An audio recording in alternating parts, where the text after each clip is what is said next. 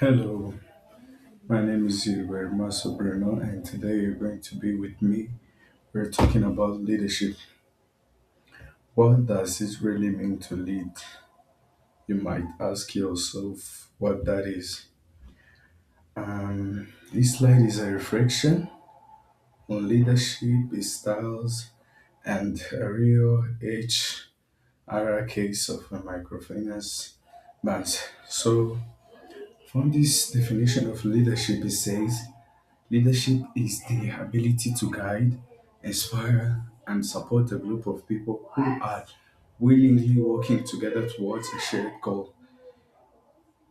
Leadership should not be it, it's built out of trust and it helps others to grow, not by forcing people to do things, but by influencing them to do what you want them to do.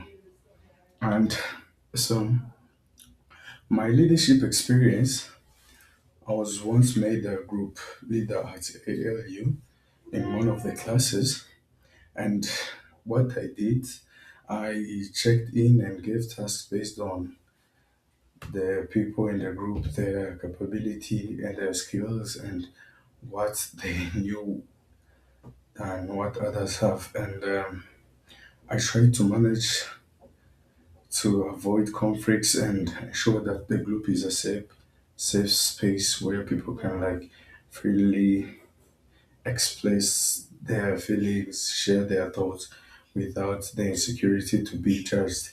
And what I learned from the experience is that dodging a problem does not solve it, but it delays it, and most of the times it make it bad.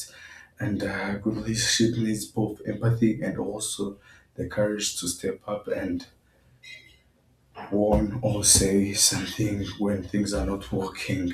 And so we have different styles and different impacts by the editorial team. We have autocratic, democratic, laissez faire, transformational, transactional, and self. And these are all leadership styles. For example, autocratic, the leader decides alone. He doesn't need, like, he decides, he makes the decision by himself.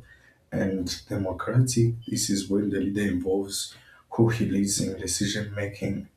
You might ask yourself, why do you have to identify your own leadership style? Identifying your own leadership styles builds self awareness, helps you to adapt to different people and situations, and it shows you the blind spot and it makes you more effective leader because once you know your style, you get to know the characteristics of it and you use it to lead and influence the people around you.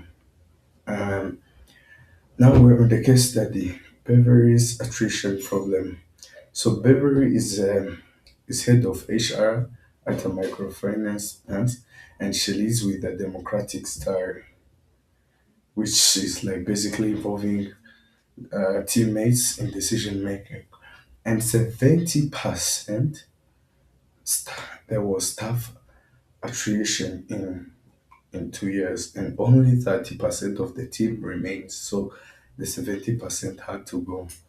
And what and this 70% you might ask what is its impact to the bank or its cost? Well, among its costs is rising operation costs, falling employee morale, loss of institutional knowledge, weak service to clients. So here I'll just talk on about loss of institutional knowledge. You know that in 70% of the workers they have already left the bank, so it's 30% remaining. So it means some of the experienced staff leave the company and they take the client relationship and skills with them. So which means that it reduces the outcome of the bank. So the the skilled labor shifting from the bank, it puts a bad image on the bank and people lose trust in it. And weaker service to clients. You know, new, less trained staff slow down service at the bank branches, and people at the bank look for fast and credible service. Um, so you might ask yourself, what should Beverly do? I've suggested two things. She can use situational leadership and add transformational leadership. So Beverly should keep the morale of, because her leadership style is democratic. She should be democratic, but not every time. Sometimes she needs to be autocratic. She needs to just make decisions. There are some situations where you don't need to wait for other people to make a decision, where you step in as a leader and make the decision. And Beverly can inspire the remaining 30%, since 70% have already left. She can like inspire the 30% through transformational leadership with motivating each of 30% individuals and try to link their future and their feelings to the future of the bank. So the disadvantage behind the problem is that the democratic style needs group discussion before discussions and decisions are made. This is slow. Yeah, of course, the democratic since it requires people to come up with ideas. Sometimes you contradict. It takes a lot of time, and there are some situations that needs to be done immediately. So thank you. This is all I can say about leadership.